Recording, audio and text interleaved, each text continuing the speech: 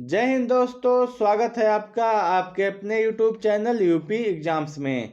दोस्तों, इस वीडियो के माध्यम से मैं आप सबसे बात करूंगा यूपी पीसीएल एग्जीक्यूटिव असिस्टेंट के विषय में कि इसका कट ऑफ कितना जा सकता है, रिजल्ट आपका कब तक घोषित किया जा सकता है, उसके साथ साथ आपको टाइपिंग के लिए कितना समय दिया जाएगा। यदि आप ये वीडियो लास्ट तक देख लेते हैं तो आपके मन में यूपी पीसीएल एग्जीक्यूटिव असिस्टेंट से संबंधित कोई भी डाउट नहीं बचेगा।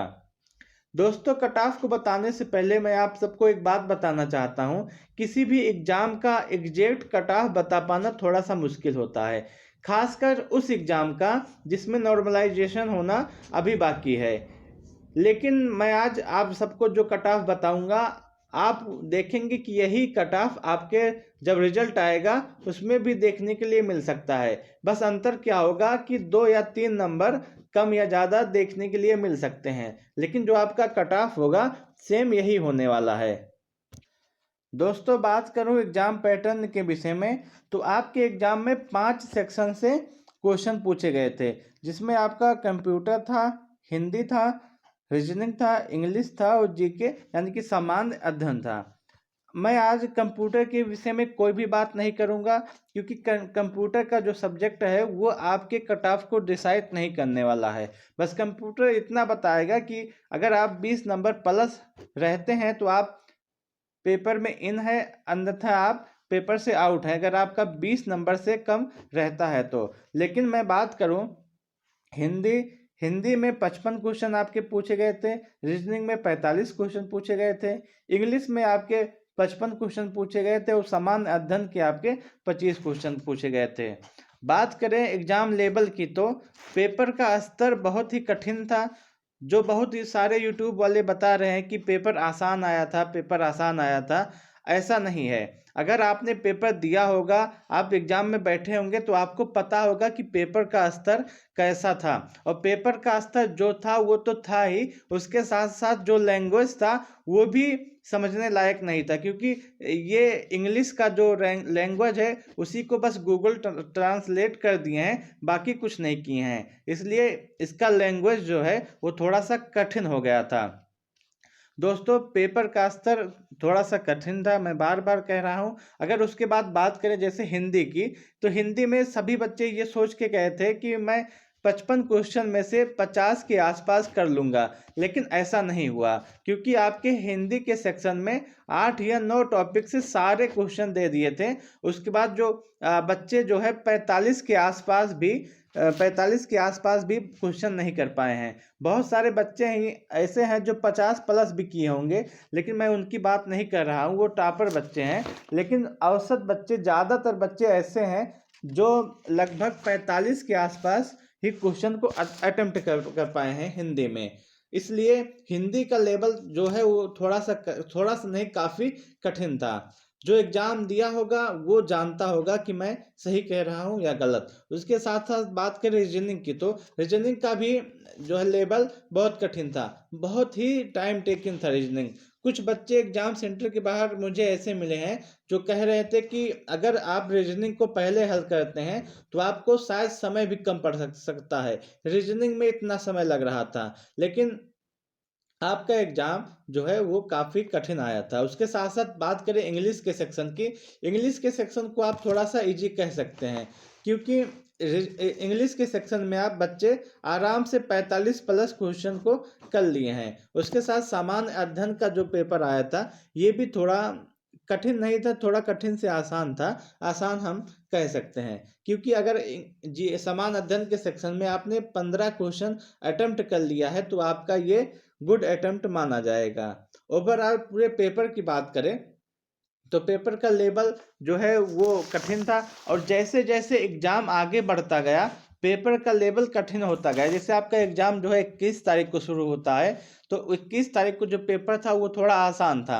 उसके साथ साथ जैसे एग्जाम दिन बढ़ते गए लेवल, एग्जाम का लेवल भी आगे बढ़ता गया। इसलिए आपको जो लास्ट शिफ्ट वाले बच्चे हैं, लास्ट के कुछ दिन के जो बच्चे हैं, उनको नॉर्मलाइजेशन में थोड़ा ज़्यादा फायदा मिल सकता है, क्योंकि पेपर लास्ट तक थोड़ा ज़्यादा कठिन हो गया था। दोस्तों बात करूं कट ऑफ की, तो मैं आपको पहले बता देना चाहता हूं, अगर आपका 125 क्वेश्चन के आसपास सही हो रहा है, आप किसी भी कैटेगरी के हो, आपका पेपर किसी भी शिफ्ट में हुआ हो, आप अपने टाइपिंग की तैयारी शुरू करते हैं, क्योंकि अभी नॉर्मलाइजेशन होना बाकी है और नॉर्मलाइजेशन में कुछ भी हो सकता है। इसलिए अगर आपका नंबर 125 के आसपास हो रहा हो तो आप टाइपिंग करना शुरू कर दीजिए। और मैं बात करता हूँ कि इस एग्ज़ाम में सेफ स्कोर आपका कितना हो सकता है।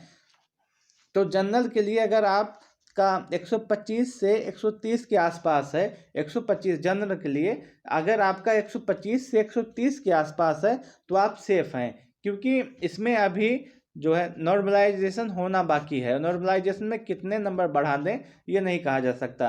पिछली बार जब 2018 में इसका पेपर हुआ था तो नॉर्मलाइजेशन होने के बाद भी आपका जनरल के लिए 128 ही गया था टाइपिंग के लिए कट ऑफ। इसलिए इस बार मान लेते हैं कि थोड़ा पदों की संख्या कम है और बच्चों जो है ज़्यादा पढ़ने लगे हैं आजकल, इसलिए मैं मान लेता हूं कि आपका जो है कट ऑफ 125 से 130 के बीच में जा सकता है। लेकिन अगर पेपर की स्तर की बात करूं, कठिनाई की बात करूं, तो पिछले साल का जो पेपर पूछा गया था वो थोड़ा सा आसान था और इस वर्ष का जो पेपर पूछा गया है वो थोड़ा सा कठिन पूछा गया है।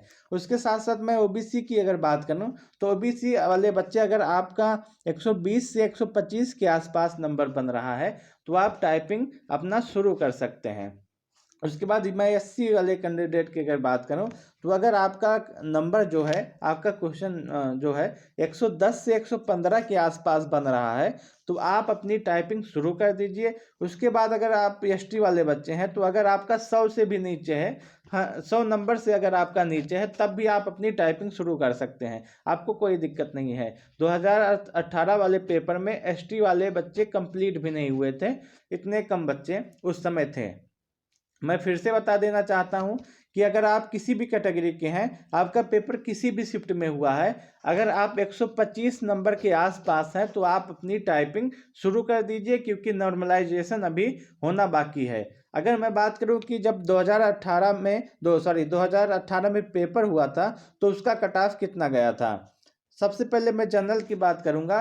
टाइपिंग के लिए कट ऑफ है जो 2018 के टाइपिंग के लिए, तो जनरल का जो कट ऑफ था वो 128.36 गया था और ओबीसी का जो कट ऑफ है 118.75 गया था। और उसके बाद एससी का जो कट ऑफ है तो वो 104.45 गया था। और एसटी का जो कट ऑफ है वो सिर्फ और सिर्फ 62.1 गया था। और पीएच का जो कट ऑफ है वो 101.93 गया था। ये आपका 2018 वाले वर्ष का कट ऑफ है। इसलिए मैं बता रहा हूँ कि जब पिछली बार इतना कम कट ऑफ गया था टाइपिंग के लिए, तो इस बार भी आप देखेंगे कि यही कम कट ऑफ जाने वाला है। अभी टाइपिंग तो बाकी है, टाइपिंग के बाद आपका जो कट ऑफ बनेगा वो आपका फाइनल कट ऑफ होगा। इसलिए मैं कह रहा हूँ कि अगर आपका इतना कम नंबर इस बार कट ऑफ जाने वाला है। और मैं बात करूं कि कट ऑफ कम जाने का सबसे बड़ा कारण क्या है, तो सबसे पहले अगर आप देखेंगे तो कि पेपर जो है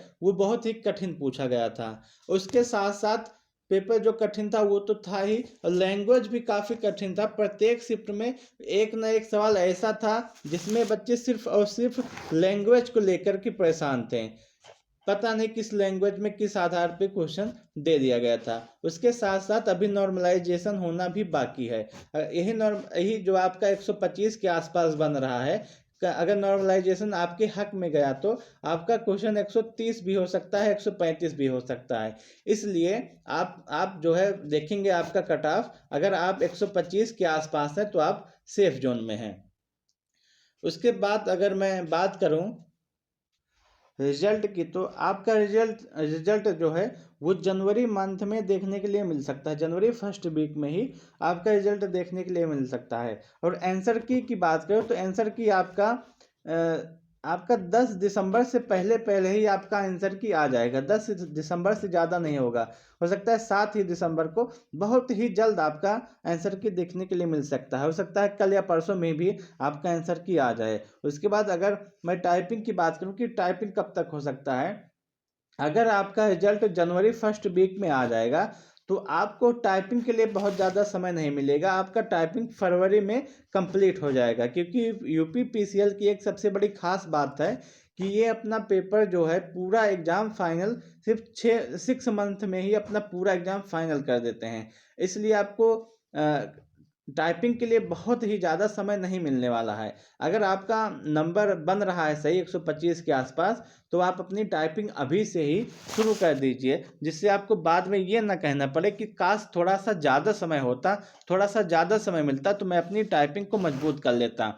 और टाइपिंग आपका इसलिए इम्पॉर्टेंट है कि क्योंकि टाइपिंग के भी आपके नंबर जोड़ने वाले हैं। अगर टाइपिंग का नंबर ना जोड़ता, सिर्फ क्वालिफाई होता, तब ज़्यादा दिक्कत नहीं था। लेकिन अगर आपके टाइपिंग के नंबर जुड़ेंगे तो वो आपका ज़्यादा इम्पोर्टेंट हो जाता है। किसी का नंबर 130 है, किसी का नंबर 120 है, तो आप देखेंगे अगर आपका टाइपिंग सही है 120 वाले, तो आप क्वालिफाई हो जाएंगे। और 130 वाला बच्चा है, अगर उसकी टाइपिंग नहीं सही है, वो डिस्क्वालीफाई हो सकता है। इसलिए मैं कह रहा हूँ कि आप, अगर आपका नंबर ठीक ठाक बन रहा है, तो आप अभी से टाइपिंग शुरू कर दीजिए। अगर आप देखिए, अगर आपको ये वीडियो अच्छा लगा हो, थोड़ा सा भी इंफॉर्मेटिव लगा हो, अगर मैं मेरे द्वारा बताई गई जानकारी आपको सत्य लगी हो, तो वीडियो को ज़रूर से लाइक कीजिएगा। और चैनल पे पहली बार आए हो तो चैनल को सब्सक्राइब करना ना भूलिएगा। दोस्तों, अपने नंबर कमेंट सेक्शन के माध्यम से मुझे ज़रूर बताइएगा कि आपका नंबर कितना बन रहा है। वीडियो को लास्ट तक देखने के लिए आपका बहुत बहुत धन्यवाद।